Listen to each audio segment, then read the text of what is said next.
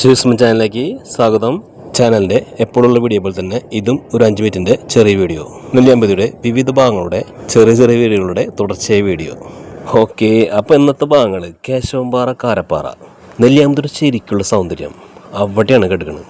നമ്മളിപ്പോൾ നിൽക്കുന്ന സ്പോട്ട് പുലയമ്പാറ.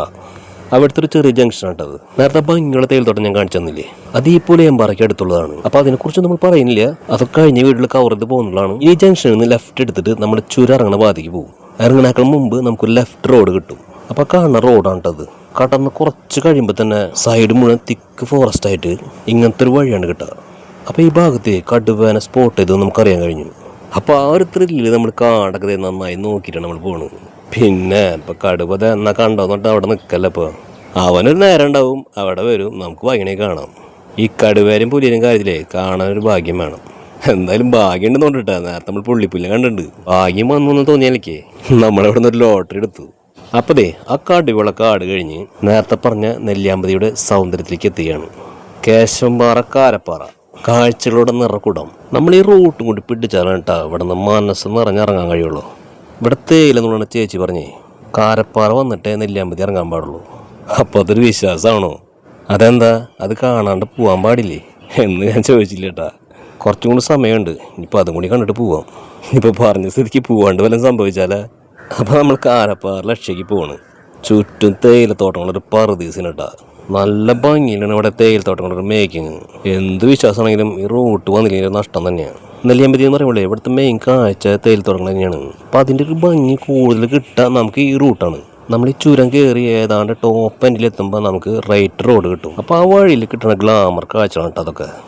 വണ്ടി ഇവിടെ നിർത്തി ഇതിലിടയിലൊക്കെ ഇറങ്ങി ഫോട്ടോകളും വീഡിയോകളൊക്കെ തുരുതുരാ അങ്ങനെ എടുത്തു. അപ്പോൾ ഈ ഭാഗത്ത് കുറേ ചേച്ചിമാരെ ഇടയിലൊക്കെ തേയില കൊണ്ടുണ്ട് കേട്ടോ. തേയില കാഴ്ച രസം തന്നെ കേട്ടോ.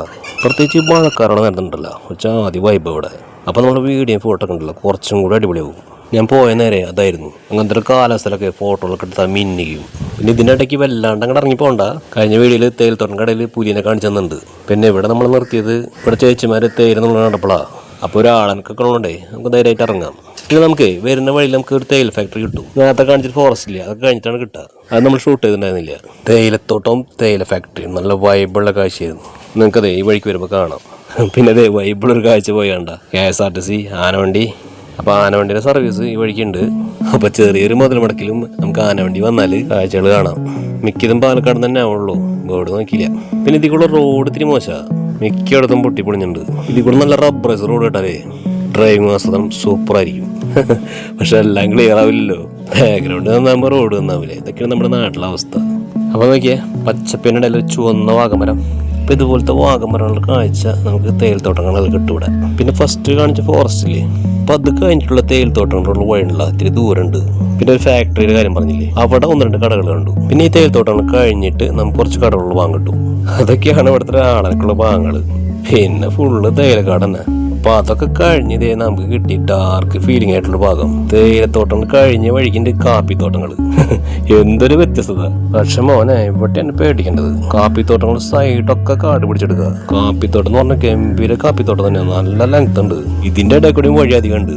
ഒരു മനുഷ്യക്കുഞ്ഞില്ല ഈ ഭാഗത്തൂടെ പോകുമ്പോ. മനുഷ്യക്കുഞ്ഞ് ഇപ്പൊ അതിൽ നടന്നു പോകാൻ തോന്നില്ല. എന്നാ പിന്നെ എന്തെങ്കിലും ഒരു വാഹനം അതുമില്ല. മുന്നോട്ട് പോണനി പോണില്ല. നമ്മൾ വണ്ടി വളച്ചു, അതിഭീകരത. നമ്മൾ വണ്ടി വളയ്ക്കുന്ന തൊട്ട് മുമ്പേ നല്ല ഫ്രഷ് ആനപ്പെണ്ണം കിടക്കുന്നുണ്ടായിരുന്നു. അപ്പൊ റിസ്ക് എടുക്കണില്ല. പിന്നെ ഏകദേശം നേരത്തിൽ വൈകി തുടങ്ങി. ഇപ്പൊ മരക്ക് ഇറങ്ങട്ട നേരമായി തുടങ്ങി. അപ്പൊ ആ ചേച്ചി പറഞ്ഞ പോലെ കാരപ്പാറ കണ്ടിട്ട് പോയാൽ മതി. മതി, കണ്ടെടുത്തോളം മതി. ഏകദേശം ഒരുവിധം അടുത്തെത്തിയിട്ടുണ്ട്. പിന്നെ ഈ ഭാഗത്ത് വെച്ചിട്ട് ഒരു ചേട്ടൻ ബൈക്കും വരുന്നുണ്ടായിരുന്നു. ആളോട് ചോദിച്ചപ്പോ ഇനി ഒരു 4 കിലോമീറ്റർ എന്നാ പറഞ്ഞത്. പക്ഷെ ആനപ്പെണ്ണ് കണ്ടപ്പോൾ നമ്മൾ ആ 4 കിലോമീറ്റർ ഉപേക്ഷിച്ചു. അപ്പൊ നമ്മൾ റിട്ടേൺ അടിച്ച് പോണ്. അത്യാവശ്യത്തിന് കാഴ്ചകളൊക്കെ കണ്ടുണ്ട്. എങ്ങനെയുണ്ട്? ഉള്ള കാഴ്ചകളൊക്കെ സൂപ്പറല്ലേ? മുഴുവൻ കാണാനേ നമുക്ക് നല്ല വെട്ടം പഠിച്ചപ്പോൾ വരാം.